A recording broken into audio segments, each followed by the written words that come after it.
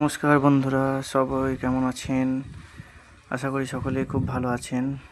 অর্পণ স্টোরির আরেকটি নতুন ভিডিওতে আপনাদের সকলকে জানাই স্বাগত। রবিবারের দিন কিছুটা চিকেন নিয়ে এসেছিলাম, কিন্তু সেদিন নন্দোৎসব থাকার কারণে বাড়ির সকলে বলল যে একটু নিরামিষ খাবো, আজকে আমিষ খাবো না। তার জন্য রেখে দিয়েছিলাম ফ্রিজে, তাই আজকে একটু রান্না করলাম। প্রথমে ভেবেছিলাম চিকেন কষা করব, কিন্তু তারপরে দেখলাম না, কষার থেকে ঝোল করাটাই ভালো। তার জন্য চিকেনের ঝোলই সহজ রেসিপি, সকলেই জানে যদিও, কিন্তু কি জানেন তো, নিজে যদি কোনো কাজ করা হয়, সেটা যদি আমার বন্ধু দর্শকদের সামনে যদি আমি ভিডিও করে দেখাতে পারি, তাহলে একটু বেশি মনটা বেশ আপ্লুত হয়, মনটা আনন্দে ভরে যায়। সেই কারণে ভিডিওটা করা আসলে, কারণ চিকেনের ঝোল রেসিপি সবাই জানে।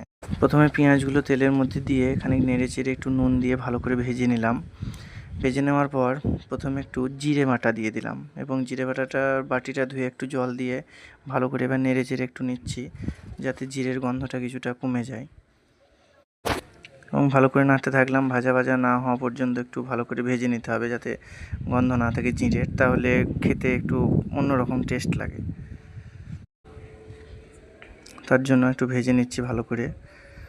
হ্যাঁ, এরপর আদা বাটা, রসুন বাটা, সমস্ত কিছু, একটু কাশ্মীরি মির্চি, একটু হলুদ গুঁড়ো, সব কিছু দিয়ে মশলাটাকে ভালো করে একটু কষিয়ে নিচ্ছি।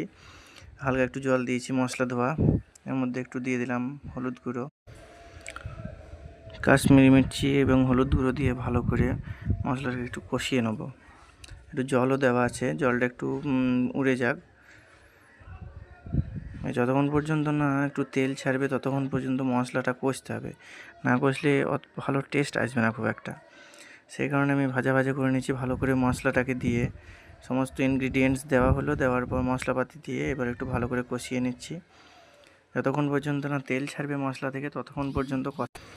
যতক্ষণ পর্যন্ত না মশলা দিয়ে তেল ছাড়তে শুরু করে ততক্ষণ পর্যন্ত ভালো করে কষাতে হবে, তা না হলে খুব একটা ভালো টেস্ট আসবে না।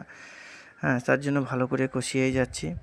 এবার দেখুন মশলা দিয়ে তেল ছাড়তে শুরু করেছে।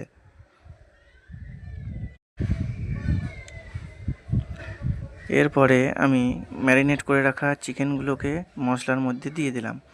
দিয়ে দেওয়ার পর এবার ভালো করে মশলার সাথে ম্যারিনেট করা চিকেনটাকে ভালো করে মিশিয়ে নিচ্ছি। খুব ভালো করে কষিয়ে নিতে হবে, যাতে কোনো রকম কোনো মশলার কোনো গন্ধ না আসে, কাঁচা গন্ধ যেন না আসে, তাহলে খেতে গিয়ে অতটা ভালো টেস্ট বা পরিতৃপ্তি পাওয়া যাবে না। খাওয়ার মধ্যে যদি একটি পরিতৃপ্তি না আসে, তাহলে সে খাবার খুব একটা শরীরের পক্ষে উপকারী না, তাতে মনও ভরে না ঠিকভাবে। তার জন্য ভালো করে মশলার সাথে উল্টে পাল্টে মাংসটাকে কষিয়ে নিচ্ছি, আমি ভালো করে মশলাগুলোকে মাখিয়ে নিচ্ছি, যাতে ভিতর পর্যন্ত চলে যায়।